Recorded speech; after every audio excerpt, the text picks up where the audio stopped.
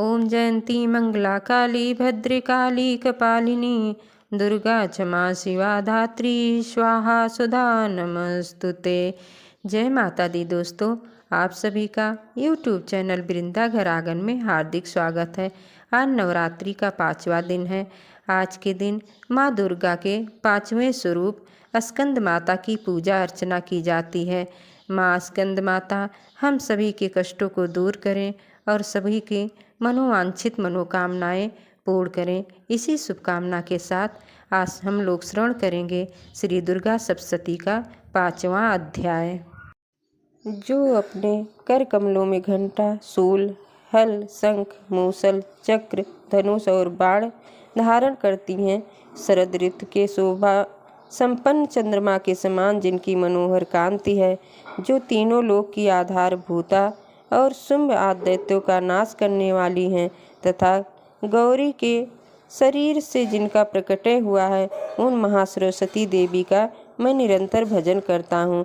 मेधा ऋषि कहते हैं, पूर्व काल में शुंभ और निशुंभ नाम के असुरों ने अपने बल के घमंड में आकर सचीपति इंद्र के हाथ से तीनों लोकों का राज्य और यज्ञ भाग छीन लिया। वही दोनों सूर्य, चंद्रमा, कुबेर, यम और वरुण के अधिकार भी उपयोग करने लगे। वायु और अग्नि का कार्य भी वही करने लगे। उन दोनों ने सब देवताओं को अपमानित, राजभ्रष्ट, पराजित तथा अधिकारहीन करके स्वर्ग से निकाल दिया। उन दोनों महाअसुरों ने तिरस्कृत देवताओं ने अपराजिता देवी का स्मरण किया और सोचा, जगदम्बा ने हम लोगों को वर दिया था कि आपत्ति काल में स्मरण करने पर मैं तुम्हारी सब आपत्तियों का तत्काल नाश कर दूंगी। यह विचार कर देवता गिरिराज हिमालय पर गए और वहां भगवती विष्णु माया की स्तुति करने लगे। देवता बोले, देवी को नमस्कार है, महादेवी शिवा को सर्वदा नमस्कार है, प्रकृति एवं भद्रा को प्रणाम है।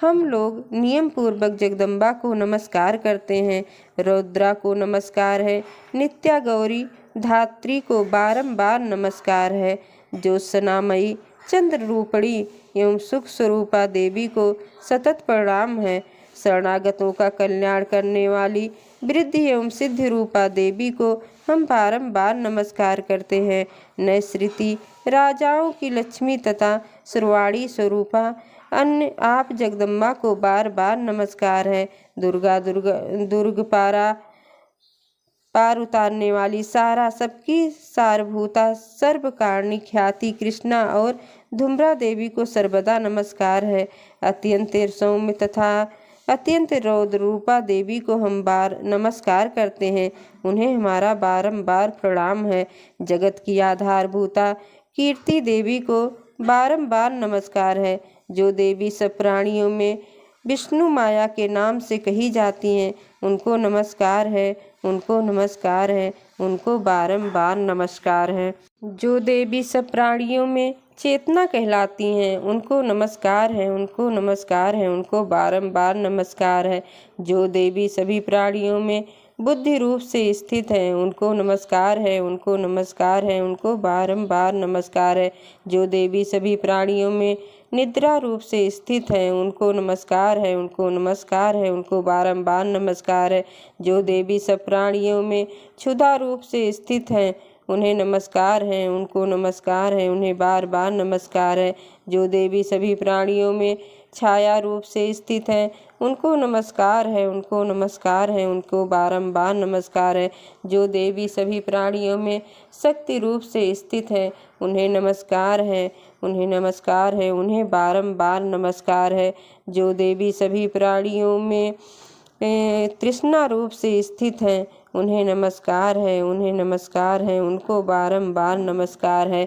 जो देवी सभी प्राणियों में शांति रूप से स्थित है, उनको नमस्कार है, उनको नमस्कार है, उनको बारंबार नमस्कार है। जो देवी सभी प्राणियों में जाति रूप से स्थित हैं, उनको नमस्कार है, उनको नमस्कार है, उनको बारंबार नमस्कार है। जो देवी सभी प्राणियों में लज्जा रूप से स्थित हैं, उनको नमस्कार है, उनको नमस्कार है, उनको बारंबार नमस्कार है। जो देवी सभी प्राणियों में शक्ति रूप से स्थित हैं, उनको नमस्कार है, उनको नमस्कार है, उनको बारंबार नमस्कार है। जो देवी सभी प्राणियों में श्रद्धा रूप से स्थित हैं, उनको नमस्कार है, उनको नमस्कार है, उनको बारंबार नमस्कार है। जो देवी सभी प्राणियों में कांत रूप से स्थित हैं, उनको नमस्कार है, उनको नमस्कार है, उनको बारंबार नमस्कार है। जो देवी सभी प्राणियों में लक्ष्मी रूप से स्थित हैं, उनको नमस्कार है, उनको नमस्कार है, उनको बारंबार नमस्कार है। जो देवी सभी प्राणियों में स्मृत रूप से स्थित हैं, उनको नमस्कार है, उनको नमस्कार है, उनको बारंबार नमस्कार है। जो देवी सभी प्राणियों में दया रूप से स्थित हैं, उनको नमस्कार है, उनको नमस्कार है, उनको बारंबार नमस्कार है। जो देवी सभी प्राणियों में तुष्ट रूप से स्थित हैं, उन्हें नमस्कार है, उन्हें नमस्कार है, उनको बारंबार नमस्कार है। जो देवी सभी प्राणियों में माता रूप से स्थित हैं, उनको नमस्कार है, उनको नमस्कार है, उनको बारंबार नमस्कार है। जो देवी सब प्राणियों में भ्रांति रूप से स्थित हैं, उनको नमस्कार है, उनको नमस्कार है, उनको बारंबार नमस्कार है। जो जीवों के इंद्रिय वर्ग की अधिष्ठात्री देवी एवं सब प्राणियों में सदा व्याप्त रहने वाली हैं, उन व्याप्ति देवी को बारंबार नमस्कार है। जो देवी चैतन्य रूप से इस संपूर्ण जगत को व्याप्त करके स्थित हैं, उनको नमस्कार है, उनको नमस्कार है, उनको बारंबार नमस्कार है। पूर्व काल में अपने अभिष्ट की प्राप्ति होने से देवताओं ने जिनकी स्तुति की थी तथा देवराज इंद्र बहुत दिनों तक जिनका सेवन किया, वह कल्याण की साधन भूता ईश्वरी हमारा कल्याण और मंगल करें तथा सारी आपत्तियों का नाश कर डालें। उद्दंड दैत्यों के सताए हुए हम सभी देवता जिन परमेश्वरी को इस समय नमस्कार करते हैं तथा जो भक्त से विनम्र पुरुषों द्वारा स्मरण की जाने पर तत्काल ही संपूर्ण विपत्तियों का नाश कर देती हैं, वह जगदम्बा हमारा संकट दूर करे।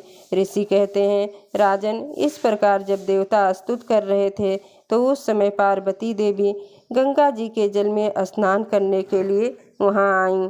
उन सुंदर भावों वाली भगवती ने देवताओं से पूछा, आप लोग यहाँ किसकी स्तुति करते हैं? तब उन्हीं के शरीर से प्रकट हुए शिव देवी बोली, शुंभ दैत्य से तिरस्कृत और युद्ध में निशुंभ से पराजित हो यहाँ एकत्रित हुए ये समस्त देवता यह मेरी ही स्तुति कर रहे हैं। पार्वती जी के शरीर से अंबिका का प्रादुर्भाव हुआ, इसीलिए वह समस्त लोकों में कौशिकी कही जाती हैं। कौशिकी के प्रकट होने के बाद पार्वती देवी का शरीर काले रंग का हो गया, अतः वह हिमालय पर रहने वाली कालिका देवी के नाम से विख्यात हुई। तदंतर शुंभ निशुंभ के भृत्य चंड मुंड वहां आए और उन्होंने परम मनोहर रूप धारण करने वाली अंबिका देवी को देखा। फिर वह शुंभ के पास जाकर बोले, महाराज, एक अत्यंत मनोहर स्त्री है जो अपनी दिव्य कांति से हिमालय को प्रकाशित कर रही है। वैसा उत्तम रूप कहीं किसी ने भी नहीं देखा होगा। असुरेश्वर पता लगाइए वह देवी कौन है और उसे ले लीजिए। स्त्रियों में तो वह रत्न है, उसका प्रत्येक अंग बहुत ही सुंदर है तथा वह अपने श्री अंगों की प्रभा से संपूर्ण दिशाओं में प्रकाश फैला रही हैं। दैत्यराज, अभी वह हिमालय पर ही मौजूद हैं, आप उन्हें देख सकते हैं। प्रभु, तीनों लोकों में मणि, हाथी और घोड़े आदि जितने भी रत्न हैं वह सब इस समय आपके घर में शोभा पाते हैं। हाथियों में रत्नभूत ऐरावत तथा पारिजात का वृक्ष और वह उच्चैश्रवा घोड़ा, यह सब आपने इंद्र से ले लिया है। हंसों से जुता हुआ यह विमान भी आपके आंगन में शोभा पाता है। यह रत्न अद्भुत विमान जो आप पहले ब्रह्मा जी के पास था, अब आपके यहाँ लाया गया है। यह महापद्य नामक निधि आप कुबेर से छीन लाए हैं। समुद्र से ने भी आपको किंजकलनी की नामक माला भेंट की है, जो केसरों से सुशोभित है और जिसके कमल कभी कुम्हलाते नहीं हैं। सोने की वर्षा करने वाला वरुण का छत्र भी आपके घर में शोभा पाता है तथा यह श्रेष्ठ रथ जो पहले प्रजापति के अधिकार में था, अब आपके पास मौजूद है। दैत्योसर मृत की उत्तरकंदिका नाम की शक्ति भी आपने छीन ली है तथा वरुण का पास और समुद्र में होने वाले सब प्रकार के रत्न आपके भाई निशुंभ के अधिकार में है। अग्नि ने भी स्वतः शुद्ध किए हुए 2 वस्त्र आपकी सेवा में अर्पित किए हैं। दैत्यराज, इस प्रकार सभी रत्न आपने एकत्र कर लिए हैं। फिर जो या स्त्रियों में रत्न स्वरूप कल्याणमयी देवी हैं, इन्हें आप क्यों नहीं अपने अधिकार में कर लेते। ऋषि कहते हैं, चंड मुंड का यह वचन सुनकर शुंभ ने महादैत्य सुग्रीव को दूत बनाकर देवी के पास भेजा और कहा, तुम मेरी आज्ञा से उसके सामने ये बातें कहना और ऐसा उपाय करना जिससे वह प्रसन्न होकर शीघ्र ही यहाँ आ जाए। वह दूत पर्वत के अत्यंत रमणीय प्रदेश में जहाँ देवी मौजूद थी गया और मधुर वाणी में कोमल वचन में बोला। दूत बोला, देवी, दैत्यराज शुंभ इस समय तीनों लोकों के परमेश्वर हैं। मैं उन्हीं का भेजा हुआ दूत हूँ और यहाँ तुम्हारे ही पास आया हूँ। उनकी आज्ञा सदा सब देवता एक स्वर में मानते हैं, कोई उनका उल्लंघन नहीं करता है। वे संपूर्ण देवताओं को परास्त कर चुके हैं। उन्होंने तुम्हारे लिए जो संदेश दिया है उसे सुनो। संपूर्ण त्रिलोक मेरे अधिकार में है। देवता भी मेरी आज्ञा के अधीन चलते हैं। संपूर्ण यज्ञों के भागों को मैं पृथक पृथक भोगता हूँ। तीनों लोकों में जितने श्रेष्ठ रत्न हैं वह सब मेरे अधिकार में हैं। देवराज इंद्र का वाहन ऐरावत, जो हाथियों में रत्न के समान है, मैंने छीन लिया है। क्षीर सागर का मंथन करने से जो अश्वरत्न उच्च सुरा प्रकट हुआ था, उसे देवताओं ने मेरे पैरों पर पड़कर समर्पित किया है। सुंदरी, उनके सिवा और भी जितने रत्नभूत पदार्थ देवताओं, गंधर्वों और नागों के पास थे, वह सब मेरे ही पास आ गए हैं। देवी, हम लोग तुम्हें सांसारिक स्त्रियों में रत्न मानते हैं, अतः तुम हमारे पास आ जाओ, क्योंकि रत्नों का उपभोग करने वाले हम ही हैं। चंचल कटाक्षों वाली सुंदरी, तुम मेरी या मेरे भाई महापराक्रमी निशुंभ की सेवा में आ जाओ, क्योंकि तुम रत्न स्वरूपा हो। मेरा वरण करने से तुम्हें तुलना रहित महान ऐश्वर्य की प्राप्ति होगी। अपनी बुद्धि से यह विचार कर तुम मेरी पत्नी बन जाओ। ऋषि कहते हैं, दूत के यों कहने पर कल्याणमयी भगवती दुर्गा देवी, जो इस जगत को धारण करती हैं, मन ही मन गंभीर भाव से मुस्कुराईं और इस प्रकार बोली। देवी ने कहा, दूत, तुमने सत्य कहा है, इसमें तनिक भी मिथ्या नहीं है। तुम तीनों लोकों के स्वामी हो और निशुंभ भी उसी के समान पराक्रमी है, किंतु इस विषय में मैंने जो प्रतिज्ञा ली है उसे मिथ्या कैसे करूं। मैं अपनी अल्प बुद्धि के कारण पहले से जो प्रतिज्ञा कर रखी है उसे सुनो। जो मुझे संग्राम में जीत लेगा, जो मेरे अभिमान को चूर कर देगा तथा संसार में जो मेरे समान बलवान होगा, वही मेरा स्वामी होगा। इसीलिए शुंभ अथवा महादैत्य निशुंभ स्वयं ही यहाँ पधारे और मुझे जीत कर शीघ्र ही मेरा पाणी ग्रहण कर लें। इसमें विलंब की क्या आवश्यकता है। दूत बोला, देवी, तुम घमंड में भरी हो, मेरे सामने ऐसी बातें न करो। तीनों लोकों में कौन ऐसा पुरुष है जो शुंभ और निशुंभ के सामने खड़ा हो सके। देवी, अन्य दैत्यों के सामने भी सारे देवता युद्ध में नहीं ठहर सकते, फिर तुम अकेली स्त्री होकर कैसे ठहर सकती हो। जिन शुंभ आदि दैत्यों के सामने इंद्र आदि सब देवता भी युद्ध में खड़े नहीं हुए, उन्हें के सामने तुम स्त्री होकर कैसे जाओगी। इसलिए तुम मेरे ही कहने से शुंभ निशुंभ के पास चली जाओ। ऐसा करने से तुम्हारे गौरव की रक्षा होगी, अन्यथा जब वे केस पकड़कर घसीटेंगे तब तुम्हें अपनी प्रतिष्ठा खोकर जाना पड़ेगा। देवी ने कहा, तुम्हारा कहना ठीक है, शुंभ बलवान है और निशुंभ भी बड़े पराक्रमी है, किंतु क्या करूं, मैंने पहले बिना सोचे समझे प्रतिज्ञा कर ली, अतः अब तुम जाओ। मैंने तुमसे जो कहा है वह सब दैत्यराज से आदरपूर्वक कहना, फिर वह जो उचित जान पड़े करे।